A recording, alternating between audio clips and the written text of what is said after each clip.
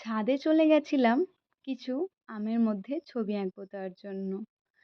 বলতেই পারো নতুন কিছু ট্রাই করব তার জন্য। অনেকদিন আগে সোশ্যাল মিডিয়াতে একটি ভিডিও দেখেছিলাম। আমের মধ্যে বিভিন্ন রকমের ইমোজি আঁকছে। তখন থেকেই মনে একটা ইচ্ছা জেগেছিল কি এই কাজটা আমিও করব। তারপর আর কি আমিও এই কাজটি করে ফেললাম। তোমরাই দেখো ইমোজিগুলো করার পর যেন লাগছে আমে একটি নিজে জীবন পেয়ে নিয়েছে। আমগুলো যেন কিছু বলতে চাইছে। আমি তো দেখে পুরো অবাক কি এতটা সুন্দর লাগবে দেখতে আমগুলো। এই আমটা দেখো, এই আমটার দুঃখ মানে ওর যে কষ্টটা সেটা তুলে ধরার চেষ্টা করেছি। এই আমটার ওপর ভাগটা একটু পচে গেছে।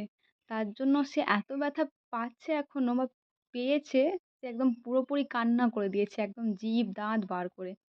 কতটাই না কষ্ট হয়েছে আমটার। সেটাই কি ছবির মাধ্যমে, ইমোজির মাধ্যমে আমি তোমাদের সামনে তুলে ধরলাম। এই দেখো এই আম দুটো কি দুষ্টুমি করছে। দেখতেই না ভালো লাগছে।